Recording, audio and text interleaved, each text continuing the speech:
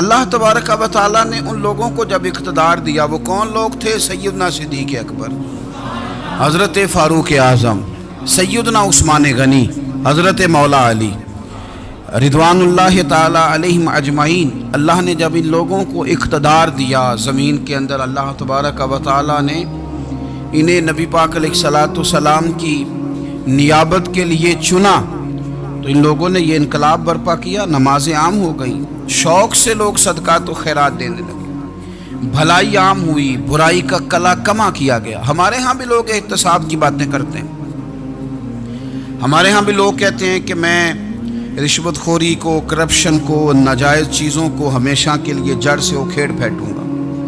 لوگ دوسروں سے مطالبہ کرتے ہیں کہ یہ سارے کام جائز کریں، لیکن خود اس پر عمل کرنے کو تیار نہیں ہوتے۔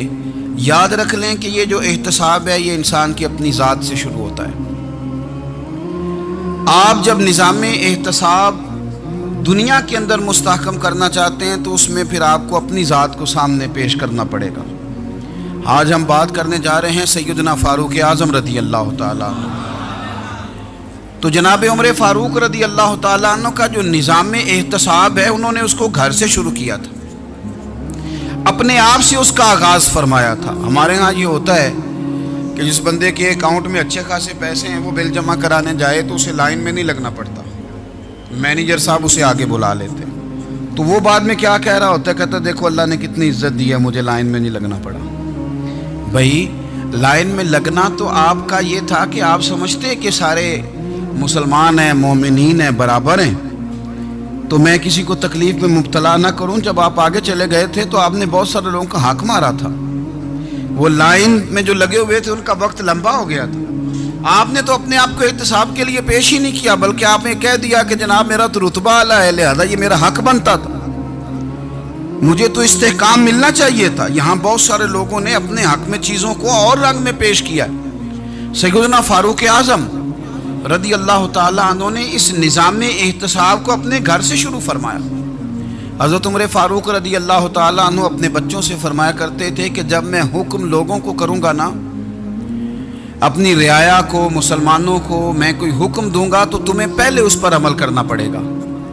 آپ فرمایا کرتے تھے یاد رکھنا لوگ تمہیں اس طرح دیکھیں گے، لوگ اس طرح تمہیں دیکھیں گے جس طرح گوشت کھانے والا پرندہ گوشت کو دیکھا کرتا ہے۔ چیل گوشت کھاتی ہے تو کیا کبھی اس کو پیغام بھیجنا پڑا ہے کہ تو آجا یہاں گائے مر گئی ہے، بھینس مر گئی ہے؟ خود بخود اس کی نظر ہوتی ہے، وہ پہنچ جاتی ہے۔ جناب عمر فرمانے لگے میرے گھر والوں، میرے بیٹوں، میری بیٹیوں، میری اہلیہ، لوگ تمہیں اس طرح دیکھیں گے جس طرح گوشت کھانے والے پرندے دیکھتے ہیں، لہذا میں جب کسی کو عمل کروں تو پہلے تمہیں اس پر عمل کرنا پڑے گا جب میں کسی کو حکم دوں۔ آپ فرمانے لگے یاد رکھنا اگر تم نے میرا حکم نہ مانا تو غیروں نے حکم نہ مانا تو انہیں ایک سزا ملے گی، اور اگر میرے گھر والوں نے نہ مانا تو ڈبل سزا ملے گی، تم پر ڈبل سختی کی جائے گی کہ تم نے میری بات کیوں نہیں مانی۔ یہ نظام احتساب ہے۔ ہم نہ دوسروں کے بچوں کا گلا کاٹ کے اپنے بچوں کی خوشیاں لینا چاہتے ہیں، ہم چاہتے ہیں کہ دوسروں کے بچوں کے حصوں کا مال میرے گھر میں آ جائے، آ جاتا ہے۔ کچھ لوگوں کی سیاست چل جاتی ہے، کچھ لوگوں کا فریب اور فراڈ کام کر جاتا ہے، لیکن وہ گھر روشن نہیں ہوتے۔ ان گھروں میں پیسہ ہوتا ہے پر قرار رخصت ہو جاتا ہے، ان گھروں میں آسانیاں اور وسعتیں تو آ جاتی ہیں لیکن ایک دوسرے کا احترام ختم ہو جاتا ہے۔ سیدنا فاروق اعظم رضی اللہ تعالیٰ عنہ کا یہ طریقہ تھا کہ وہ اپنے بچوں پر سختی کرتے۔ آپ ہمارے ملک میں یہ نظام ہے، موجودہ حکمران ہو یا ان سے پچھلے، بچے سب کے ملک سے باہر رہتے ہیں، یہاں رہتے ہیں تو محلات میں، باہر جاتے ہیں تو بڑی بڑی آسائشوں میں۔ ان کے بچوں کے لیے قانون بھی الگ سے ہیں، قاعدے بھی الگ سے ہیں، اور ہمارے ملک کے اندر تو ایک باقاعدہ پروٹوکول کا سسٹم ہے، اس سسٹم سے گزر کر بڑے بڑے لوگ چلنا پسند کرتے ہیں۔ ہمارے زمانے میں بھی کچھ چیزیں سرکاری ہوتی ہیں خالص، لیکن عجیب نظام ہے نا، ہر چیز کا کرایہ بڑھ جاتا ہے، سرکاری دکان کا نہیں بڑھتا۔ باقی دکانیں 5-6 سال کے لیے ملتی ہیں، سرکاری دکان پہ آپ قبضہ کرنا چاہیں تو پورے 100 سال کے لیے مل جاتی ہے، چونکہ یہ عام عوام کی پراپرٹی ہے تو اس کے ساتھ جو مرضی کو سلوک کرے۔ ایک سرکاری چراگاہ تھی جس کے اندر جانور چرا کرتے تھے، ہمارے ہاں بھی پنجاب میں کچھ جگہ ہوتی ہیں تو ہم لوگ کہتے ہیں شام لاٹ ہے۔ سرکاری چراگاہ میں جانور چرا کرتے تھے۔ حضرت عمر فاروق رضی اللہ تعالیٰ عنہ کے صاحبزادے سیدنا عبداللہ ابن عمر رضی اللہ تعالیٰ عنہ نے بھی ایک اونٹ خرید لیا، تو سب لوگوں کے جانور سرکاری چراگاہ میں چرتے تھے، آپ نے بھی اپنا جانور وہاں چرنے کے لیے کھانے پینے کے لیے چھوڑ دیا۔ وہ جب اونٹ آیا تو پتلا تھا، کچھ دنوں کے بعد وہ فربا ہو گیا، طاقتور ہو گیا، موٹا تازہ ہو گیا۔ حضرت سیدنا عبداللہ ابن عمر رضی اللہ تعالیٰ عنہ نے بیچا تو وہ ڈبل قیمت سے بھی زیادہ کا بکا، کیونکہ پہلے دبلا پتلا تھا، اب موٹا تازہ فربا ہو گیا۔ حضرت سیدنا فاروق اعظم رضی اللہ تعالیٰ عنہ کو پتہ چلا تو بلایا، فرمایا پتر اونٹ بیچ دیا ہے؟ ابا جی بیچ دیا ہے۔ فرمایا کتنے کا خریدا تھا؟ اتنے کا۔ بیچا کتنے کا؟ ڈبل قیمت بتائی۔ فرمایا اس طرح کر کے اصل رکھ لے اور جو اوپر ملی ہے مجھے دے دے۔ حضور آپ نے کیا کرنی ہے؟ فرمایا میں سرکاری خزانے میں جمع کروں گا۔ حضور کیوں؟ فرمایا اس لیے کہ تیرا اونٹ سرکاری جگہ پہ چرا کرتا تھا، وہ گھاس سرکاری جگہ سے کھاتا تھا۔ حضور سب کے کھاتے۔ حضرت عبداللہ ابن عمر کہنے لگے سب کے کھاتے ہیں۔ آپ فرمانے لگے تو سب میں شامل نہیں ہے، تو امیر المومنین کا بیٹا ہے، تجھے میں یہ حق نہیں دے سکتا، تیرے اوپر تھوڑی سختی زیادہ کی جائے گی، تجھے یہ حق نہیں ملے گا۔ تو اپنے اونٹ کو چونکہ سرکاری چراگاہ میں چرایا کرتا تھا، لہذا تجھے وہ جو اصل رقم یہاں جمع کرانی پڑے گی۔ ہمارے تو بچے پہلی بات تو یہ ہے کہ بات ہی نہیں سنتے، یہ سب کے بچوں کی بات کر رہا ہوں، ٹیچر کے بچے ہوں، سیٹھ کے بچے ہوں، پیر کے بچے ہوں، امام صاحب کے بچے ہوں، کسی کے بچے ہوں، پہلے تو سنتے نہیں۔ اور اللہ خیر کرے اگر آپ کوئی سنانا چاہیں تو فوری طور پر وہ ہوم منسٹری کے پاس پہنچ جاتے ہیں، ان کی اماں ان کی وکیل بن جاتی، آپ کہہ ہی کچھ نہیں سکتے، حالات رخ بدل جاتے۔ اس کا نقصان یہ ہوتا ہے کہ ان کو تراشا نہیں جا سکتا، ان کو ہیرے نہیں بنایا جا سکتا، ان کے اوپر کچھ ایسی میل کچیل چڑھ جاتی ہے جو بڑی عجیب و غریب ہوتی۔ اور کچھ لوگ ایسے ہوتے ہیں جو خرابی کرنے میں بھی اپنا کردار ادا کرتے ہیں، خرابی کرنے میں، اور بڑے لوگوں سے منسلک ہونے کے لیے لوگ رستے تلاش کرتے ہیں، رستے۔ میں چونکہ چیزوں کا مطالعہ کرنے کا بڑا شوقین ہوں، تو میری والدہ داخل تھیں کئی سال پہلے ہسپتال میں، تو مجھے اس ہسپتال میں کچھ دن رہنا پڑا، ایک پرائیویٹ ہاسپٹل تھا، تو اس میں انہوں نے جگہ جگہ لکھ کے لگایا تھا ملازمین کو بخشیش نہ دیں، ہم ان کو بڑی اچھی معقول تنخواہ دیتے ہیں، سیلری بڑی عمدہ ہے، تو لوگ بخشیش نہ دیں۔ میں نے جو مینجمنٹ کے لوگ تھے ہاسپٹل کی، ان میں سے ایک سے میں نے کہا کہ اگر کوئی بندہ اپنی خوشی سے دینا چاہے تو آپ نے بڑا موٹا لکھ کے لگایا برائے مہربانی ان کو بخشیش نہ دیں۔ اس نے بڑی قیمت، سادہ آدمی تھا پر میری بڑی اس نے مجھے بات بتائی، مجھے نفع ہوا۔ کہنے لگے مولوی صاحب جب کچھ امیر لوگ اسپتال میں مریض لے کے آتے ہیں تو وہ صفائی والے کو پہلے ہی 500 روپیہ دکھا لیتے ہیں آتے ہی، پھر وہ جیسے آواز دیتے ہیں صفائی والے فٹافٹ اندر آتے ہیں، ان کا کمرہ صاف کرتے ہیں۔ تو سارے تو بیچارے اتنے مالدار نہیں ہوتے کہ آتے ہی پہلے کام والے کو 500 دیں۔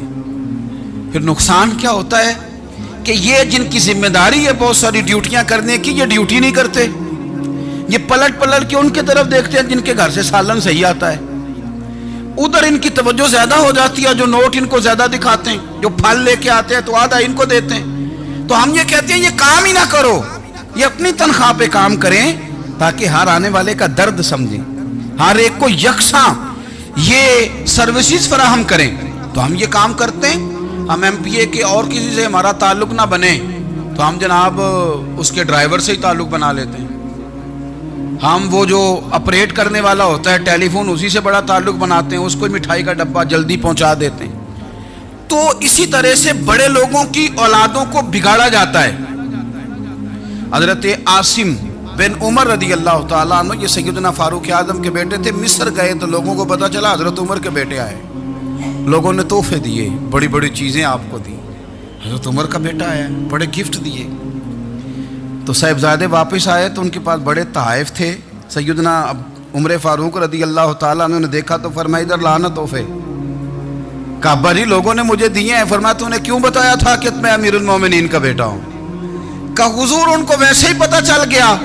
فرمانے لگے پتر یہ تحفے تمہیں اس لیے ملے ہیں کہ تم امیر کے بیٹے ہو، یہ تحفے تمہارا حق نہیں، چونکہ تمہیں اس کرسی کی وجہ سے ملے ہیں اور یہ کرسی مسلمانوں کی ہے، لہذا یہ حق بھی مسلمانوں کا ہی ہے. یہ لا سارے مال غنیمت میں جمع کیے جائیں گے. آپ اپنے گھر سے جب احتساب شروع کرتے ہیں، اپنے گھر سے، اور یہ یاد رکھیں یہ جو لوگ آتے ہیں آپ کے بچوں کو نوازنے کے لیے، یہ انہیں خراب کرتے ہیں، بگاڑ پیدا کرتے ہیں، یہ عجیب و غریب سی چیزوں میں مبتلا کر دیتے ہیں، بچوں کا نقصان ہوتا ہے کل کلاں.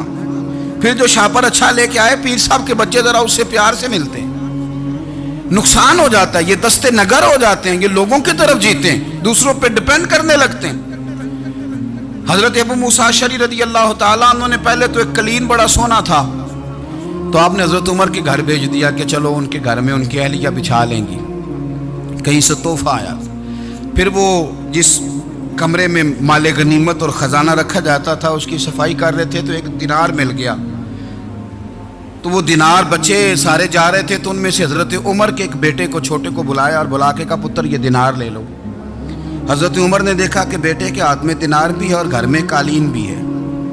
ایک موقع پہ وہ قالین گیا، ایک موقع پر بچے کو ایک دینار دیا. تو حضرت عمر اپنی اہلیہ سے پوچھنے لگے یہ کہاں سے آیا قالین؟ کہا جناب ابو موسیٰ اشعری رضی اللہ تعالیٰ عنہ نے بھیجا ہے.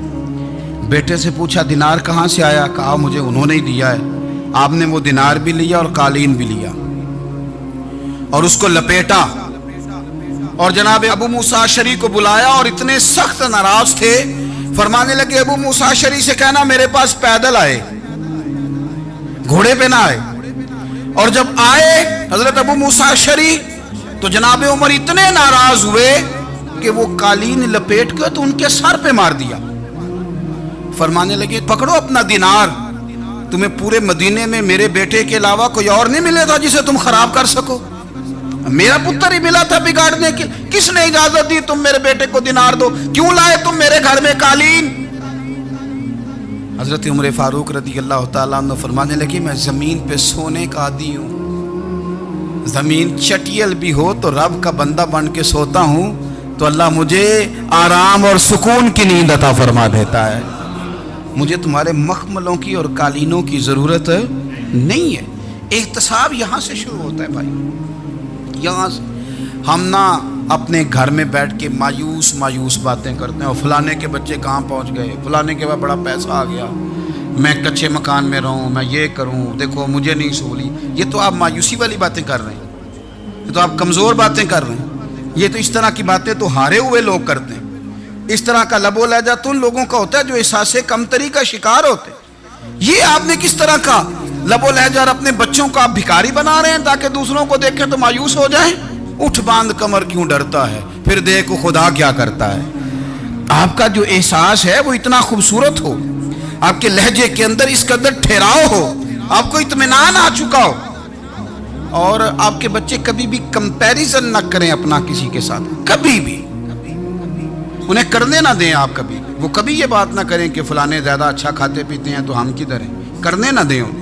انہیں بتائیں کہ بیٹا اپنی مٹی پہ چلنے کا سلیقہ سیکھو، سنگ مرمر پہ چلو گے تو پھسل جاؤ گے. ان کو بتائیں کہ جو تمہارے پاس ہے یہ خدا کا عطیہ ہے، اسی پر تم نے قناعت کرنی کبھی بھی. حضرت زید بن حارثہ سے نبی پاک صلی اللہ علیہ وسلم کو بڑا پیار تھا. پھر ان کے بیٹے حضور کے غلام زادے حضرت اسامہ بن زید کے ساتھ بھی حضور بڑا پیار کرتے. لیکن یہ تو مسلمہ حقیقت ہے نا کہ عظمت اور شان تو سیدنا فاروق اعظم کی زیادہ ہے. امت کا اتفاق ہے کہ نبیوں کے بعد سب سے بڑا درجہ جناب صدیق اکبر کا، اور پھر اللہ نے مقام عطا کیا حضرت فاروق اعظم کو. یہ بڑے لوگ تھے. ایک دفعہ مال تقسیم ہو رہا تھا تو حضرت عمر رضی اللہ تعالیٰ عنہ نے نا حضرت اسامہ بن زید کو 4000 دینار دیے اور اپنے بیٹے عبداللہ ابن عمر کو 3000 دینار دیے.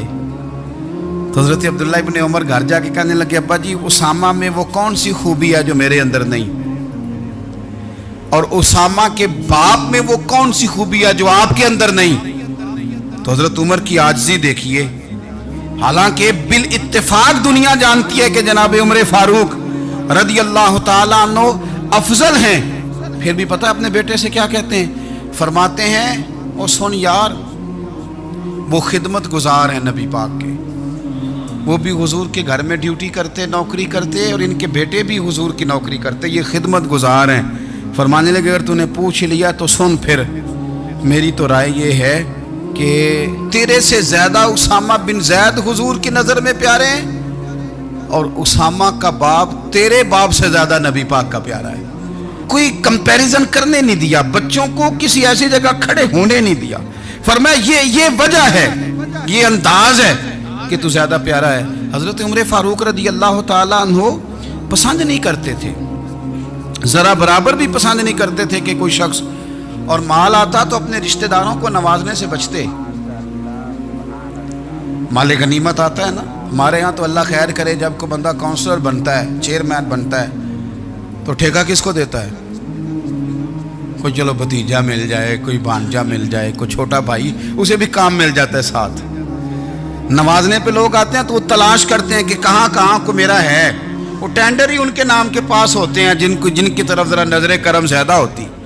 हज़रत उमर फारूक माल तकसीम कर रहे थे तो बेटी आगे कहने लगी अब्बा जी रिश्तेदारों का भी हक होता है, आप सबको देते हैं, आपके अपने आपके करीब ही नहीं आते। तो हज़रत उमर फारूक ने क्या लफ्ज़ कहे, क्या हकीकत है, क्या हुसन है। फरमाने लगे पुत्र ये माल तेरे बाप का नहीं मुसलमानों का है, जब तेरे बाप का ज़ाती माल होगा तो अपने रिश्तेदारों को देगा, ये मुसलमानों का माल है, ये उसी हिसाब से तकसीम होगा जो अदल का हिसाब है, जो तराजू ठीक है। फरमाया तू मुझे ये मशवरा ना दे, ये मुसलमानों का माल। यहां से निज़ाम में इख्तिसाब शुरू होता है, यहां से इंसान आगे बढ़ता है, और फिर कोई तकल्लुफ नहीं किसी पर हजरत उमर का, कोई छोटा है या बड़ा है। हजरत अबू सुफियान रदी अल्लाह ताला अन्हु सरदार रह चुके हैं मक्के के, बड़े आदमी, लेकिन निज़ाम में एहतसाब में कोई छोटा बड़ा नहीं होता। हजरत उमर फारूक मक्का मुकरमा गए तो लोगों ने कहा हुजूर जनाब अबू सुफियान ने ना गली में पत्थर रखे और बहुत सारे लोगों को रस्तों में तकलीफ हो रही है। तो हजरत अबू सुफियान रदी अल्लाह ताला अन्हु से भी लोग कह देते तो वो भी उठा देते, लेकिन लोगों ने चूंकि वो सरदार थे, बड़े थे, तो लोगों ने उनसे कहा नहीं। हजरत उमर जब आए तो कहा तो जनाब उमर ने परवाह नहीं की, खुद आए जनाब अबू सुफियान से कहा ये पत्थर आपने रखे? कहा हुजूर हाँ। फरमाया ये भी उठाइए, ये भी उठाइए, ये भी उठाइए। जब वो उठा रहे थे तो हजरत उमर कह रहे थे शुक्र नहीं अल्लाह का कि उमर कह रहे हैं और अबू सुफियान मानते जा रहे हैं, शुक्र नहीं। ये निज़ाम में इत्तिसाब है कि बड़ा हो या छोटा हो, उसको ये हक हासिल नहीं है कि मुसलमानों को वो किसी तकलीफ में किसी भी सूरत में मुब्तला करे, कहीं भी किसी जगह भी, उसको ये वाली इजाज़त नहीं। हज़रत सैयदना उमर फारूक रदी अल्लाह ताला अन्हु। फिर एक और बात थी, मैं कई दफ़ा ये बात कहता हूँ और मुझे ज़ाती तौर पर इसका बड़ा तजर्बा है। कुछ लोग ना खुशामद पसंद हो जाते हैं, बड़ी उम्दा तारीफ़ करते हैं, ओए होए हो, पुल बांधते हैं पूरे, आपके पास आएंगे तो कहेंगे जनाब आपसे ज़्यादा अच्छा बंदा ही कोई नहीं, तो वो ना आपसे काम निकलवाते हैं। फिर वो किसी दूसरे के पास जाते हैं तो इसी तरह का रवैया वो दूसरों के साथ करते हैं। ये आम लोगों में भी मर्ज होता है, आम लोगों में भी। और बादशाह हो बंदा अगर, फिर तो उसका दिल करता है मैं अगर बादशाह सलाम हो तो दो चार बंदे दिहाड़ी पे रख लूँ पर मेरी तारीफ ज़रूर करें।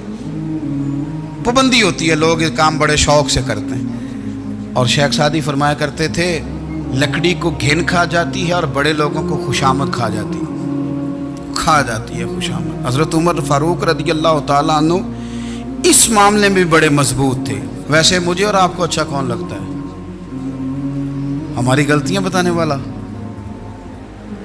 हमारे ऐसा फरमाया करते थे अपने दुश्मनों की बातों पर भी गौर रखो, तुम्हारे दुश्मन तुम्हें निखार देते हैं, तुम्हारे अंदर जो कोताहियां होती हैं वो तुम्हें पता चल जाती हैं कि यहाँ यहाँ यहाँ यहाँ मेरी इस्लाह हो रही, उन पर गौर करो वो क्या कहते हैं। हजरत उमर फारूक की तारीफ की एक बंदे ने, कमाल तारीफ की, वो उसका ख्याल था कि रिजल्ट बड़ा शानदार आएगा। बादशाह की तारीफ होती थी तो फिर तैली जाती थी अशरफियों की, कमाल रिजल्ट आएगा।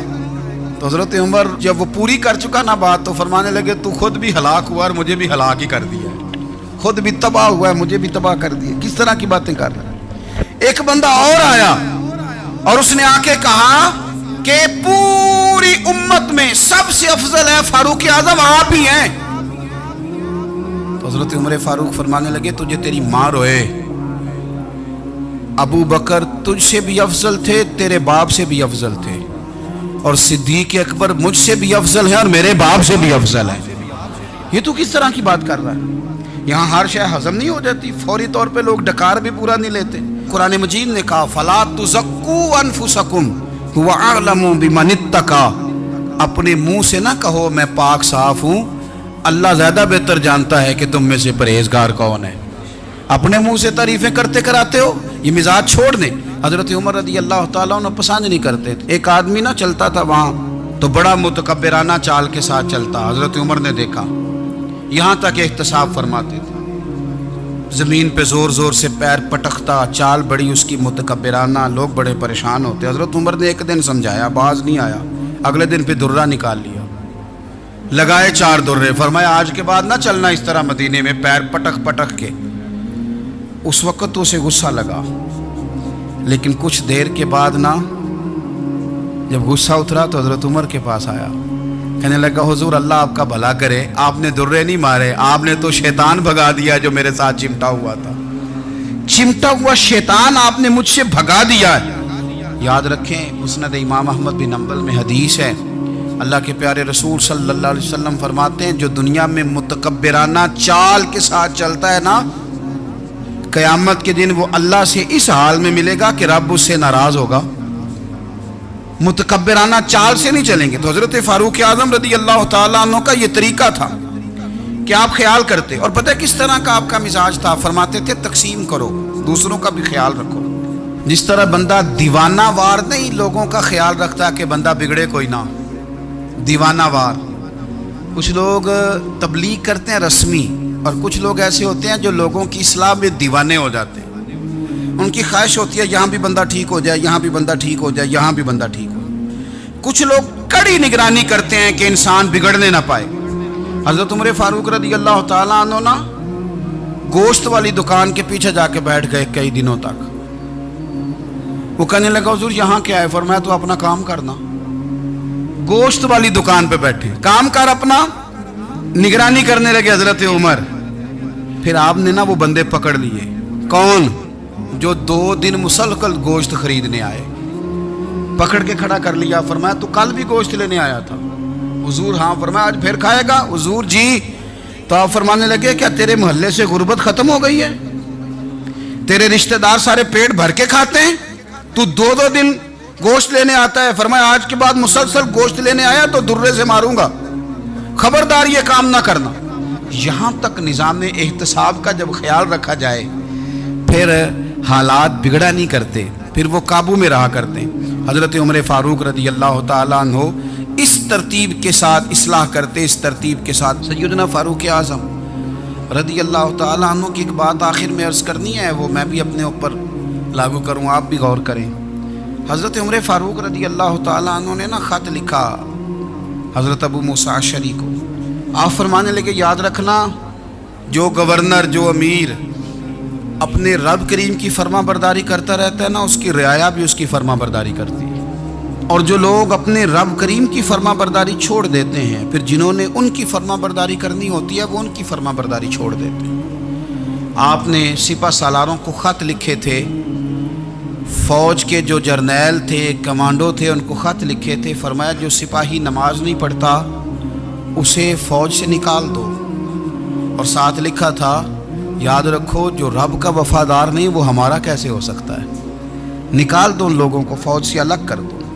ہم آج جو بے پناہ پریشان ہیں، ہمارے بچے بات نہیں مانتے، شاگرد بات نہیں مانتے، ہم شکوے کرتے ہیں، بے ادبی بڑھ گئی. ادب کے ساتھ میں گزارش کروں گا بڑوں کی بارگاہوں میں، جو میری طرح کے بڑے بنے ہوئے ہیں، بزرگوں سے نہیں بات کرتا، ان سے میں کہوں گا کہ ہمیں ایک دفعہ اپنے اوپر بھی تو غور کر لینا چاہیے. کہیں ایسا تو نہیں ہے کہ ہم جب تک اللہ تعالیٰ کے فرما بردار تھے، جب تک ہم تقوی کے معیار پر تھے، ہماری بات ماننے والے ہماری بات مان رہے تھے.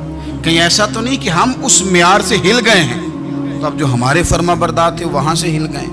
حضرت عمر رضی اللہ تعالیٰ عنہ فرمایا کرتے تھے کہ لوگوں کو عجب میں مبتلا نہیں ہونا چاہیے، خود پسندی کا جو ماحول ہوتا ہے اس سے لوگوں کو ہمیشہ نکلنا چاہیے۔ حضرت عمر کے ایک صاحبزادے نے کنگھی کر لی، اچھا لباس پہن لیا تو درہ مارا جناب عمر نے، تو آپ کی بیٹی کہنے لگی ابا جی یہ تو بالکل جائز ہے، اچھے کپڑے پہننا، اچھا لباس پہننا اور سر میں کنگھی کر لینا، اس پر درہ کیوں مار دیا؟ تو آپ فرمانے لگے بیٹا یہ خود پسندی میں مبتلا ہونے لگا تھا، یہ اپنے آپ کو بہت بھلا سمجھنے لگا تھا، اس کا خیال تھا کہ میں ہی ہوں، میرے علاوہ کوئی نہیں، یہ اس مقام پہ جا رہا تھا جہاں اس کی تربیت رک جاتی، اس لیے درہ مارا ہے۔ ایک دفعہ حکومتی معاملات کے اندر آپ کی اہلیہ نے مشورہ دینا چاہا، بڑے کام بیویاں نہیں کرتی، بڑے بڑے معاملات میں مداخلت نہیں کرتی۔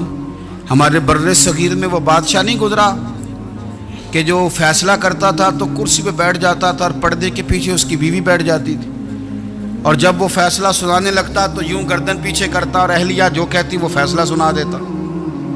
لیکن ایک دفعہ خاتون نے ایک آدمی کو حضرت عمر نے معزول کیا تو آپ کی اہلیہ نے، اس آدمی کی اہلیہ حضرت عمر کی اہلیہ سے ملی ہوں گی، تو خاتون نے ذرا سفارش کرنی چاہی، تو جناب عمر فاروق رضی اللہ تعالیٰ عنہ کے ہاتھ میں عصا تھا، ڈنڈا تھا، 2-3 دفعہ زمین پہ مارا، فرمایا تمہیں کس نے اجازت دی ہے حکومتی معاملات میں مشورہ دینے کی؟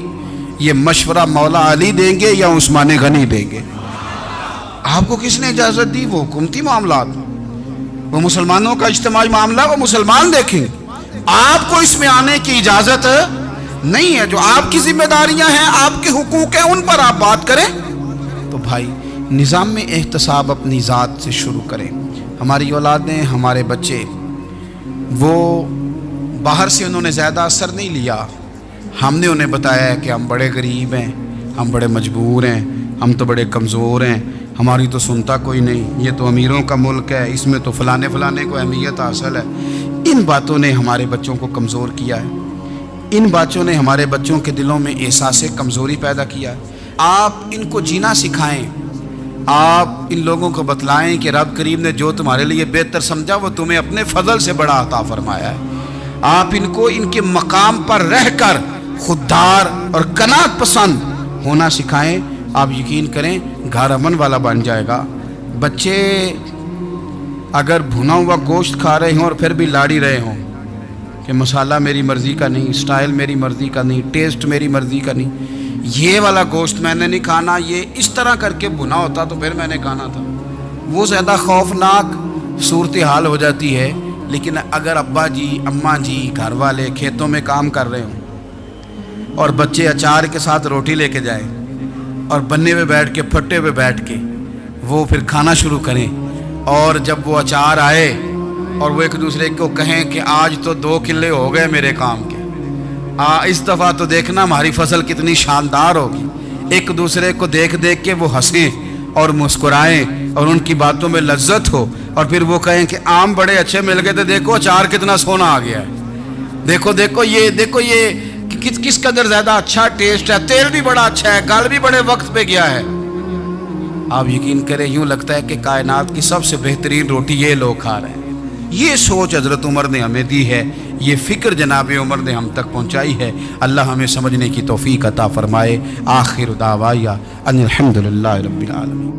بول اٹھا کافر، بول اٹھا، اگر 6 مہینے عمر دنیا میں اور رہتے تو دنیا میں کوئی کافر موجود نہ ہوتا۔ 6 مہینے، اور جب اس بطل جلیل کا جنازہ اٹھا، اللہ بخاری پڑھیے نا، اللہم ارزقنا شہادت فی سبیلک، اللہ بسترے کی موت نہ دینا، شہادت کی دینا۔ عمر شہید ہوئے، مسجد نبوی میں نماز پڑھاتے، اور جب جنازہ اٹھا تو مدینے کا پھر پیچھے جو دلیر بچے وہ مولا علی تھے۔ مولا علی، جناب عمر کا جنازہ اٹھا تو سب سے پہلی ہائے جو نکلی وہ حضرت علی کی زبان سے نکلی، اور حضرت علی کی ساری داڑھی آنسوؤں سے بھر گئی۔ لوگوں نے کہا کہ علی کیا ہوا؟ فرمانے لگے تم دیکھ نہیں رہے جنازہ کس کا اٹھا ہے؟ پلٹ کے دیکھو تو صحیح، تم پتہ نہیں یہ کون گیا ہے؟ کہ حضور کیا ہوا؟ اب فرمانے لگے عمر اس طرح کے کام کر کے گیا ہے، اب ان کے رستوں پہ کون چلے گا؟ کون اس کے جگر راہ وفا میں میں نقش ایسے چھوڑ آیا ہوں، میں جس منزل سے گزرا ہوں وہ اب تک یاد کرتی ہے۔ حضرت علی حضرت عمر کے جنازے پہ کھڑے ہو کے کہتے ہیں اللہ مجھے اس طرح کے عمل کرنے کی توفیق دے جس طرح کے عمر کر کے گیا۔ میرے بھائی بطل عزیز، بطل حریت حضرت عمر رضی اللہ تعالیٰ عنہ جو اپنی زندگی انقلاب والی گزار کے گئے۔ عمر جب دنیا سے گئے تو 80 دینار کا قرضہ تھا، 22 لاکھ مربع میل کا حکمران، اور اپنے بیٹے سے کہنے لگے بیٹے کوشش کرنا تیرے خاندان والے مل کے میرا قرضہ اتار دے، میری قبر پہ بوجھ نہ رہے، اور اگر خاندان والے مدد نہ کریں تو میرے دوستوں سے بات کرنا، وہ مدد نہ کریں تو پھر علی سے بات کرنا۔ ان کا پیار آپس میں اتنا، اور تو اختلاف ثابت کر رہا ہے۔ 80 دینار کا قرضہ چھوڑ کر حضرت عمر دنیا سے گئے، اور جاتی دفعہ کہہ گئے میرے بعد میرے بچوں کو حکومت کے مشورے میں بھی شامل نہ کرنا، حکومت کے مشورے میں بھی میری اولاد شامل نہ ہو۔ اتنا بڑا شخص اتنا بڑا رنگ دے کے یکم محرم کو جب عمر فاروق کا وصال ہوا تو بیٹے سے کہنے لگے اماں عائشہ سے جا کے کہو میرا بھی نبی پاک کے روزے میں دفن ہونے کو دل کرتا ہے۔ ایک قبر کی جگہ ہے اماں جی نے اپنے لیے رکھی ہے، بخاری یا بخاری۔ حضرت عائشہ کے پاس صاحبزادے گئے، کہنے لگے اماں جی عمر کو زخم لگ گیا ہے، حالت بڑی پریشانی والی ہے۔ وہ کہتے ہیں اگر اماں اجازت دے، سید عائشہ رو پڑی، فرمانے لگی کہ وہ اپنی قبر کی جگہ تو نہیں نہ کسی کو دیتا، پر عمر نے کمال ہی بڑا کیا، اسے کہو جاؤ گنبد خضرا میں قیامت تک جو مصطفیٰ پہ اور ابو بکر پہ سلام پڑے گا وہ تجھ پہ بھی سلام پڑھ کے جائے گا، جاؤ میں نے جگہ دی۔ اعلیٰ حضرت فاضل بریلوی رحمت اللہ علیہ فرماتے ہیں وہ عمر جس کے آداب شیدہ شکر، اس خدا دوست حضرت پہ لاکھوں سلام، اس خدا دوست حضرت پہ۔ آپ یقین کریں ممبر پہ بیٹھا ہوں، حضرت عمر کا جب نام لیتا ہوں تو میرے وجود کے رونگٹے کھڑے ہو جاتے ہیں۔ حضرت عمر کی زندگی جب پڑھتا ہوں تو لگتا ہے خدایا ایسے شخص بھی دنیا میں آئے کہ حضرت عمر رضی اللہ تعالیٰ عنہ کا آج یوم شہادت ہے۔ میرا تو دل کرتا تھا کہ فجر سے باتیں شروع ہوں اور سارا دن ہی عمر کی باتیں ہوتی رہیں، سارا دن جناب عمر کی باتیں، سارا دن، اس لیے کہ ذکر جناب عمر کا ہوگا پر راضی اللہ کے رسول ہوں گے۔ میرے رسول پاک علیہ السلام سب کے لیے دعا مانگتے ہیں نا، حضور کی دعا عام ہے، لیکن مصطفیٰ کریم نے کعبے کا غلاف تھام لیا اور غلاف کعبہ کو حضور نے سینے سے لپٹایا اور سینے سے چمٹا کے کہا اللہ میں نے تو کبھی سوال ہی زیادہ نہیں کیے، میں کرنے آیا ہوں، مجھے عمر دے دے، عمر دے دے۔ حضور نے مانگ کے لیا، اور پھر جب جس کو حضور مانگے اللہ سے، حضرت عوف بن مالک اشجعی ایک صحابی ہیں، حضرت عوف بن مالک رضی اللہ تعالیٰ عنہ فرماتے ہیں کہ جناب ابو بکر صدیق کا زمانہ تھا تو میں نے خواب دیکھا، میں نے خواب میں جناب عمر کو دیکھا، اور میں نے دیکھا کہ کوئی کہنے والا کہہ رہا ہے کہ عمر وہ ہے کہ اللہ کے رستے میں کوئی اسے جتنا مرضی برا بھلا کہے یہ پرواہ نہیں کرتا۔ کس کے رستے میں؟ بولے سارے۔ اس کا مطلب ہے اللہ کے رستے میں لوگ برا بھلا بھی، قرآن مجید نے کہا وَلَا يَخَافُونَ لَوْمَةَ لَائِمٍ، کچھ لوگ ایسے ہیں جو برا بھلا کہنے والوں کی وہ پرواہ نہیں کرتے۔ اور دوسری بات میں نے یہ دیکھی کہ عمر خلیفہ بنے گا، اور تیسری بات میں نے خواب میں یہ دیکھی کہ عمر شہید بھی کیا جائے گا، عمر شہید بھی ہوگا۔ یہ میں نے 3 باتیں خواب میں دیکھی۔ فرماتے ہیں میں نے آ کے خواب حضرت ابو بکر صدیق کو سنائی، وہ خلیفہ تھے، وہ کہنے لگے ٹھہر جا میں عمر کو بلاتا ہوں، اس کے سامنے دوبارہ سنانا، اس کے سامنے۔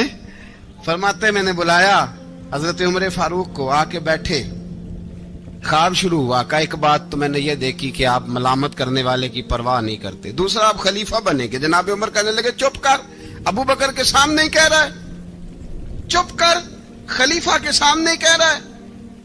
تو حضرت ابو بکر صدیق کہنے لگے عمر اسے کہنے دو، مجھے لگتا ہے رب کی رضا یہی ہے کہ میرے بعد اگر مصطفیٰ کا منبر ملے تو عمر کو ہی ملے، اسے کہنے دو، کہنے دو۔ حضرت عمر رضی اللہ تعالیٰ عنہ کو تیسری بات کہی، حضرت عوف بن مالک نے کہا آپ شہید کیے جائیں گے، میں نے خواب دیکھی ہے۔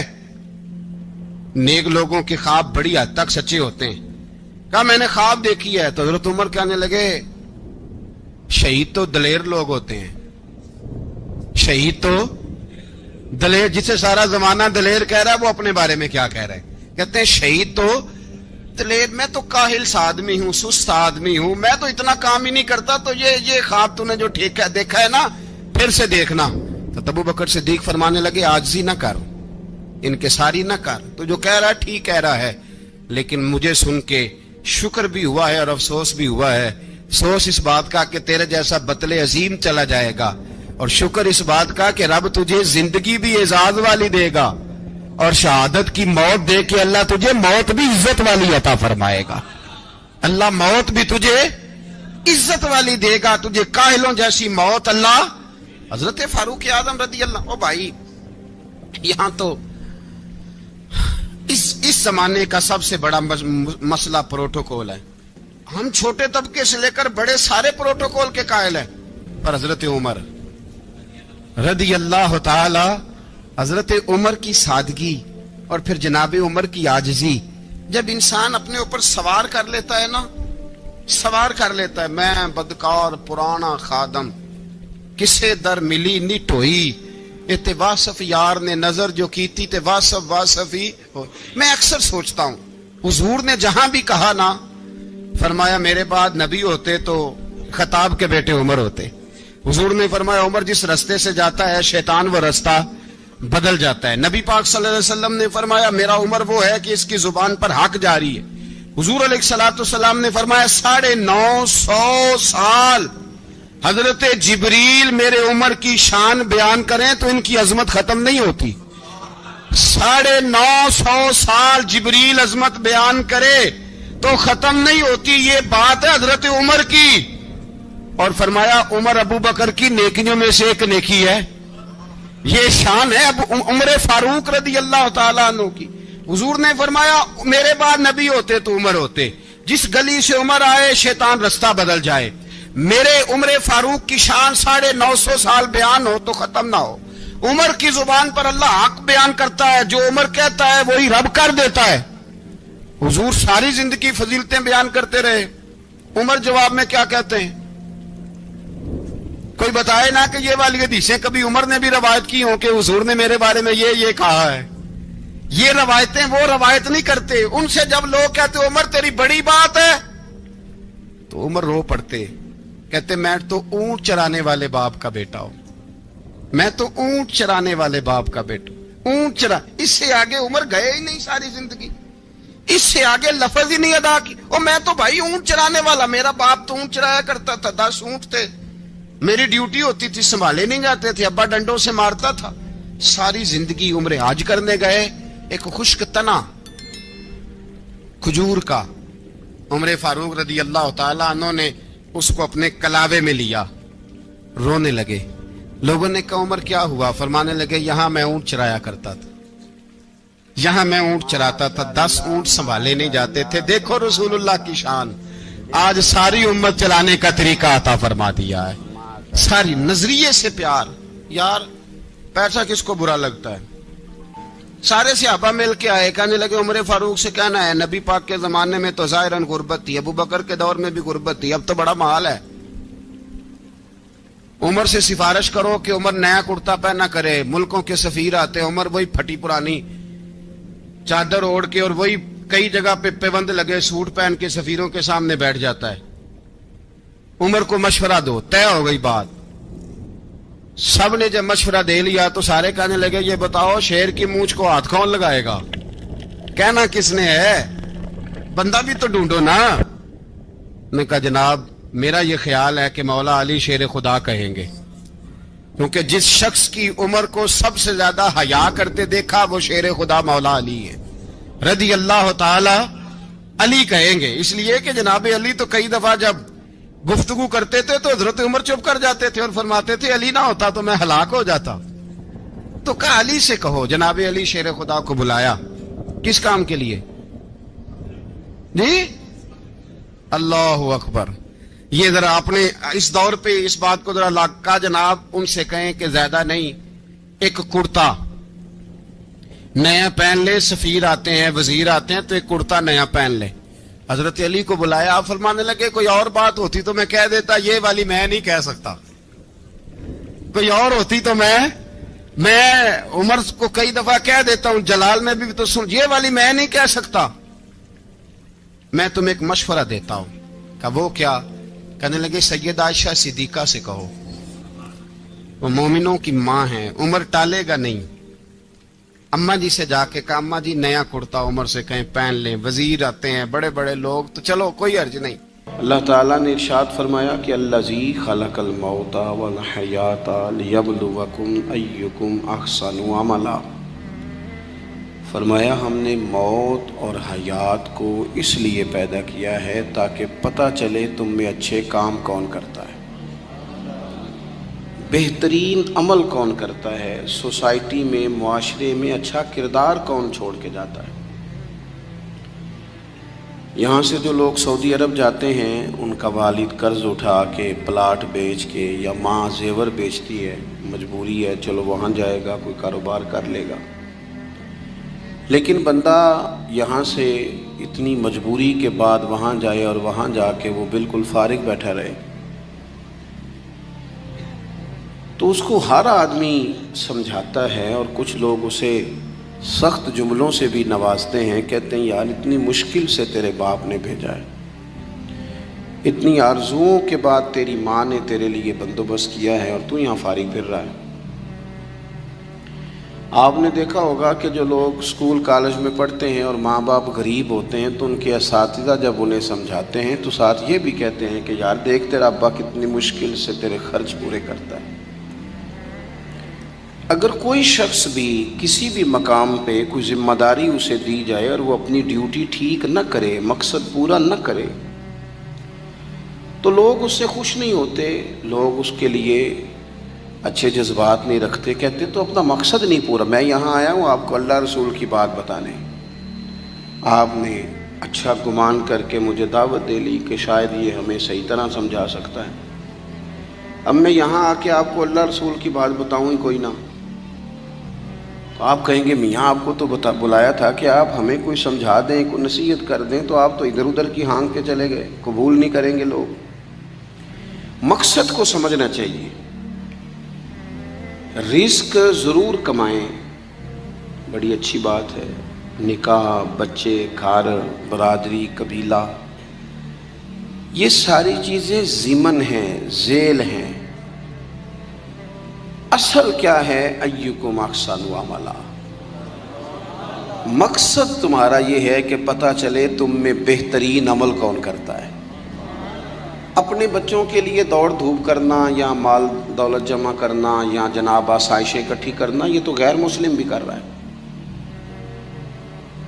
میں اکثر کہتا ہوں کہ یہ دیندار طبقہ ہے, میری طرح کے لوگ ہیں. تو ایک بندہ 6 گھنٹے کا سفر طے کر کے آیا ہے, اس نے اسے دیندار سمجھا ہے, نیک آدمی سمجھا, جب ہی آیا نا کتنا بڑا اس نے اسے مقام دیا ہے کہ اسے حضور سید عالم علیہ السلام کے دین کا نمائندہ سمجھا ہے. یہ خطیب صاحب ہیں, یہ استاد صاحب ہیں, امام صاحب ہیں, پیر صاحب ہیں, کتنا بڑا اپنا مقام اگر بندہ کبھی سمجھے تو کتنا لوگوں نے اسے بڑا درجہ دیا ہے. اب ایک بندہ ولی سمجھ کے آ رہا ہے, اس کو کتنا درجہ ملے گا. لیکن اگر سامنے والا جس کو وہ اتنا مقدس مقام دیتا ہے کہ ولی سمجھتا ہے, اور اس بندے کا لالچ 2-4 ہزار ہو جائے, 15-20 ہزار 25 ہزار کی تقریر بیچے, نعت بیچے, دعا بیچے, معاذ اللہ, تو اس کا درجہ کتنا بڑا تھا اور وہ کہاں پہ گیا ہے. بھئی یہ کام تو کوئی اور کاروبار کر کے بھی کیا جا سکتا ہے. ضروری تھا کہ حضور کی تعریف کر کے تم کمائی اکٹھی کرتے, تو کوئی اور کام کر لیتے. بڑے کام ہیں دنیا میں, کوئی اور کر لیتے.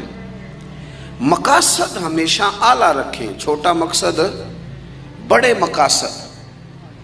یہ جو آرام ہے, آسودگی ہے, آرام سے بیٹھنا ہے, کھانا پینا ہے, اچھا گھر ہونا چاہیے, تنگ کوئی نہ کرے, تو حضرت امام حسین تو مسجد نبوی کے خطیب ہیں, حضور کے روضے پہ بیٹھے ہیں, لوگ پلکیں بچھا کے سلام کرتے ہیں, تو ٹھیک ہے بیٹھے رہتے, موج لگی ہوئی تھی, کیا ضرورت تھی. لیکن امام علی مقام رضی اللہ تعالیٰ عنہ نے مقصد دین رسول پاک سے سیکھا تھا. اب اپنی زندگی میں آگے بڑھنا، کچھ جدوجہد کرنا، ملت کے لیے، قوم کے لیے، وطن کے لیے، اپنوں کے لیے کوئی کوشش کرنا، ہمت کرنا، نکلنا، اور اپنی ذات سے اٹھ کر تھوڑا سا سوچنا، یہ معیار دین ہے۔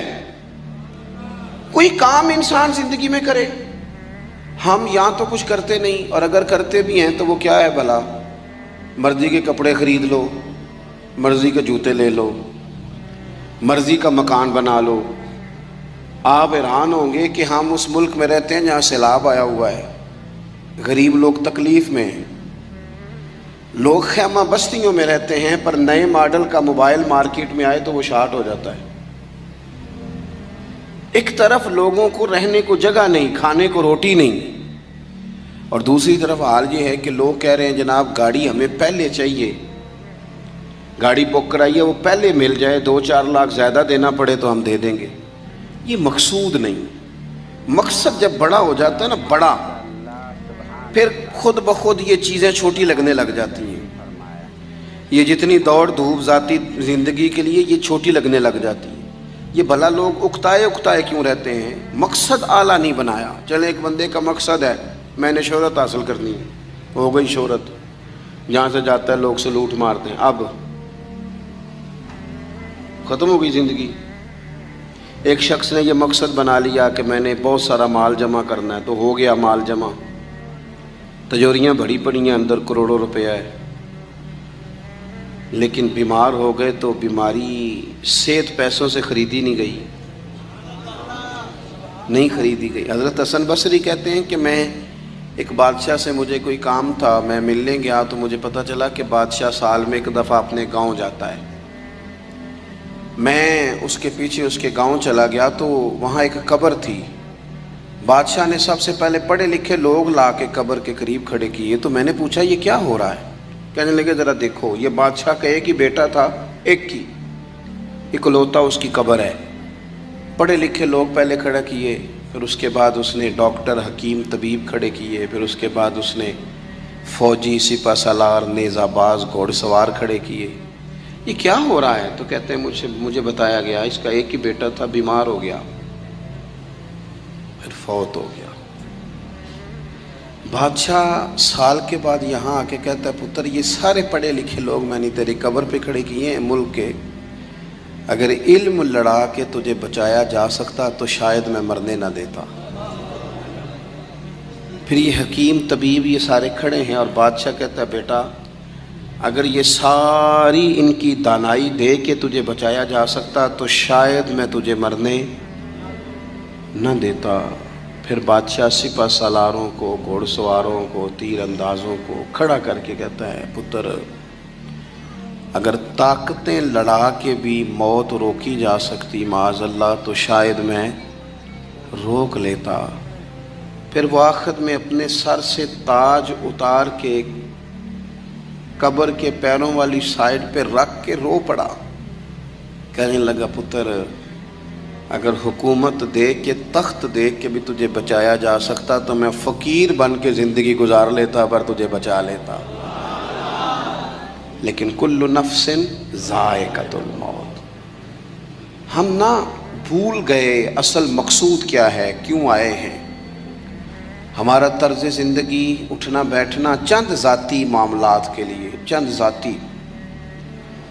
میں کہتا ہوں کہ اگر دین پر بھی عمل، دیکھو نا، وظیفہ پڑھنے سے روزی میں برکت ہوتی ہے، شک کوئی نہیں، صدقہ دینے سے بلائیں دور ہوتی ہیں، شک، بالکل ٹھیک باتیں اپنی جگہ پہ۔ کیا صدقہ رب راضی کرنے کے لیے دینا ہے کہ بلا دور کرنے کے لیے؟ شک کوئی نہیں اس میں کہ آپ اللہ کی راہ میں خیرات کریں گے تو روزی میں برکت ہوگی، تو آج آ کے وہ وظیفہ بھی صرف روزی میں برکت کے لیے ہی پڑھنا ہے؟ وہ جو سب سے بڑی رضا ہے رب کی، دیکھو ضروری نہیں ہوتا۔ میرے حضرت صاحب رحمۃ اللہ علیہ ایک دفعہ بھی میرے گھر نہیں آئے، اور آپ حیران ہوں گے کہ میں سمجھتا ہوں کہ شاید بہتر ہوا، کیونکہ میری اتنی حیثیت نہیں نا، اوقات نہیں نا، میں کو جیتے دل بر سونا، میں کیوں کر اس نو بھاواں او ویڑے میرے وڑدا نہ ہی پئی لکھ وسیلے پاواں. میں سمجھتا ہوں کہ اگر ان کی بات مان لی, ان کے طریقے پہ عمل کر لیا, ان کی کوئی رضا مل گئی اپنے بزرگوں کی, اساتذہ کی, تو یہ زیادہ ضروری کام ہے, یا زیادہ ضروری کام یہ ہے کہ فوٹو ساتھ آ جائے, یا زیادہ ضروری کام یہ ہے کہ وہ کسی جگہ ریکارڈڈ, باقاعدہ ریکارڈڈ میری تعریف کر دیں کہ بلے بلے. یہ تو ٹھیک ہی نہیں. چیزوں کو جب تک ان کی اصل میں نہیں لیا جاتا, اصول میں, اتنی دیر تک معاملات بہتر ہے. ہم آئے ہیں دنیا میں بڑے بڑے کام کرنے, ہمیں کوئی کام کرنا چاہیے. ہمارا بڑا وقت ضائع ہوتا ہے, کوئی مقصد نہیں ہمارا فضول خوش گپیوں کا, لیکن مار رہے ہیں. السلام علیکم ورحمۃ اللہ وبرکاتہ. اور میرے پیارے بھائیوں, ابھی آپ نے پیر صاحب کے بیان کو غور و فکر سے سنا ہے اور سن کر کے اپنے ایمان کو تازہ کیا ہوگا. امید ہے مجھے کہ آپ لوگوں کو ان کی ویڈیو بہت ہی زیادہ پسند آتی ہوگی. اگر ویڈیو آپ کو بہت ہی زیادہ پسند آ رہی ہے تو آپ لائک کریں اور ویڈیو کو جتنے بھی اسلامک گروپ ہے ان سبھی میں شیئر کیا کریں, تاکہ سبھی لوگ ان کے بیان کو سن کر کے اپنے ایمان کو تازہ کریں اور آپ لوگ کو زیادہ سے زیادہ ثواب اور نیکی کرنے کی اللہ تبارک و تعالی توفیق اور رفیق عطا فرمائے. السلام علیکم.